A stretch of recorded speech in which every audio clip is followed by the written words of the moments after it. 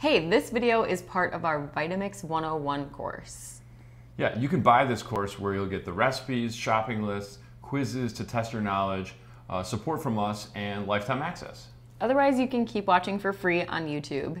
Either way, happy blending. Bye.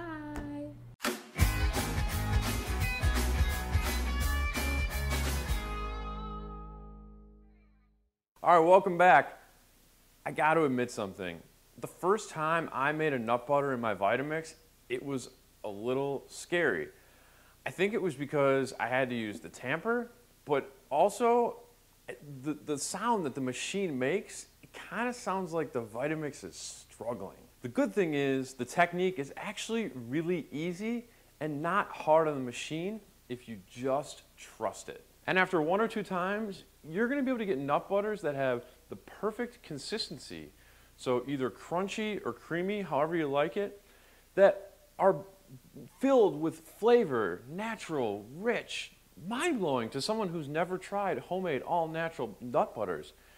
And you're going to be able to make them with any nut or nut-free seed that are uniquely flavored depending on the season or application. And so to accomplish these goals, we're going to discuss 3 things.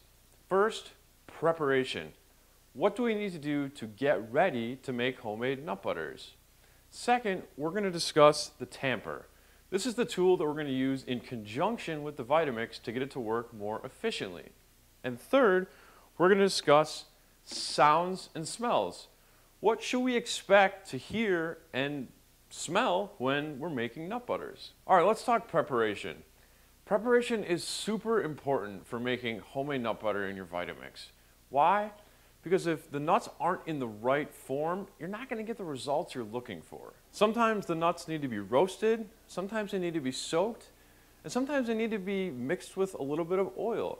It really depends on the kind of nut butter you're making. So unfortunately, there's no hard and fast rule of how to prepare the nuts before turning them into nut butter. So the basic rule is this: follow a recipe. Yeah, this is contrary to the advice I gave you regarding green smoothies and shakes. But with nut butters, it's a little tougher to just wing it. Don't be intimidated just because a recipe asks for a little bit of preparation. I waited years before ever making cashew butter just because it asked me to soak them for a few hours. It's such a big mistake. Cashew butter is so good. It tastes like frosting. So remember that the preparation required to make nut butters is important. It requires little to no effort, and it's totally worth it. All right, now that we're prepared, we gotta know what we're working with. So let's talk about that strange black thing that came with your Vitamix, the tamper. Here's why the tamper is important. It's gonna help you process thick mixtures effectively and efficiently. It's designed to push ingredients down into the blades, but with the lid on secure and tight, it will never actually touch the blades. Never, ever. The tamper is the thing that makes making homemade nut butters in your Vitamix possible.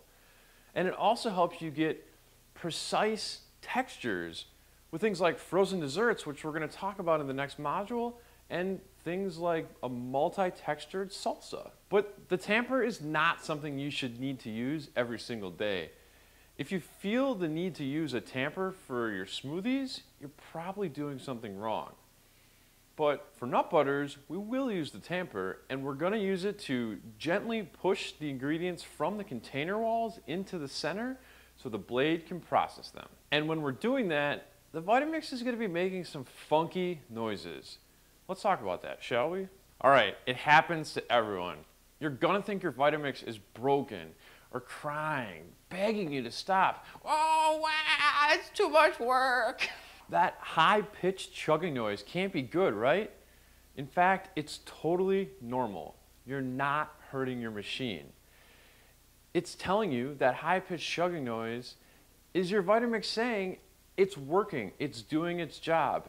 And of course, so are you. The more you use the tamper, the more you're going to hear your Vitamix chug. And it's going to feel strange, almost as if you're fighting your machine.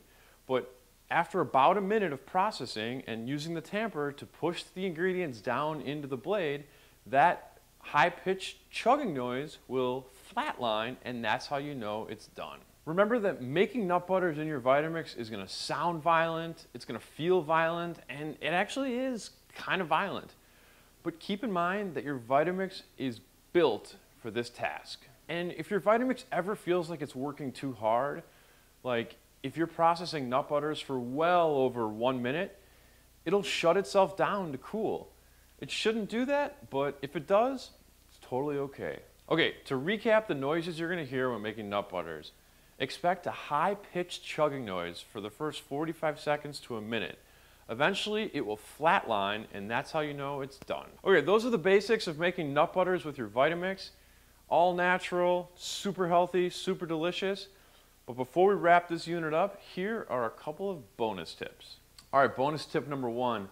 Some nut butters require the use of oil, like almond butter. I would recommend using an oil that does not have a strong flavor. So avoid olive oil and coconut oil. Okay, bonus tip number 2.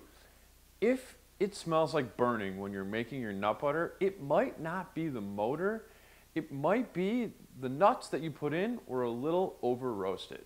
All right, and bonus tip number 3, because there aren't any artificial additives or preservatives, your nut butters will need to be stored in an airtight container in the refrigerator. They'll keep about a week, but since they're so delicious, they probably won't last that long. All right, we've completely exhausted all the essentials of making homemade nut butters in your Vitamix. So when you're ready, mark this unit complete and head on over to the next one for a demonstration.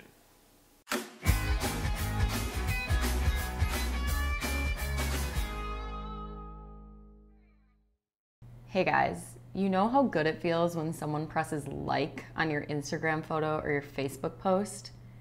It feels that good to get a new YouTube subscriber. So, can you subscribe? Feels really good. For you, for them, Yeah, for everyone. Right? totally. Totally.